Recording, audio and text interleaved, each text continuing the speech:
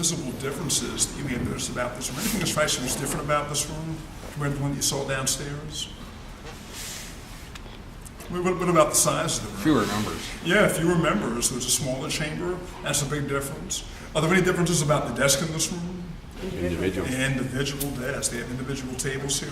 How would you describe the overall appearance of this room compared to the one downstairs? Looks like a schoolhouse. Yeah, it's like a schoolhouse. Yeah, it sure does. Yeah. Could it be maybe a little formal, a little more refined in this room? Yeah, a lot more formal, ornate chamber. Well, folks, the senators did not hide the fact that they were a little bit more esteemed than the congressmen. The upper house. We don't let people sit here because the majority of chairs are original. 2/3 of these chairs were used by our first senators. As well as that desk with the handles facing us, the secretary's table, that's also an original piece. Folks, the senators were always two per state. They served for a length of 6 years.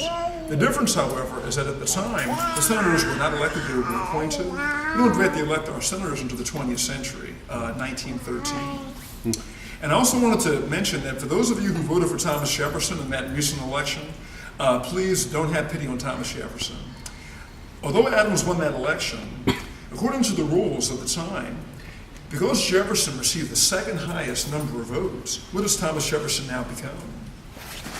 Yes, the vice president, exactly. He becomes the vice president. So whoever came in second automatically became the nation's vice president. That's how it worked in those first elections. And I'd like to also mention in closing that for anyone who lives in either of the original 13 states, as you look at the carpet, try to locate your state symbol, because in each ring you'll find the coats of arms for the original 13 states. You're welcome to borrow this, folks. We have a sketch of Washington.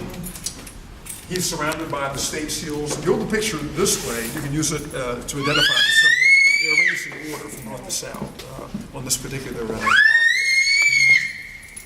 So folks, last thing I wanted to point out is that when you walk along this hallway, some of you are going to walk over the very spot where Washington also stood for his second inauguration.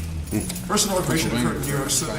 The second inauguration took place out there in 1793. The first inauguration was where? It's in New York, yeah, in the Federal Hall, in the Wall Street area. Okay. That was the capital for the first 2 years. And then from New York, they moved to Philadelphia, and then from Philly straight to Washington. So the second inauguration took place? Took place right out there. Yeah. The reason why it occurred out there is because at the time, this room didn't exist yet. That was the Senate out there. And then about a year and a half later, they built this addition and used that space to make the committee rooms that you now see. Okay. Folks, please have a look. Enjoy. Let us know if you have any questions. And the only question that I have is that if you don't mind taking a look in these two rooms, you'll discover two very large portraits. And as you look at the portraits, we'd like to hear your thoughts as to the identities of the people which appear in those two paintings. I'll be in the hallway in case you have any questions.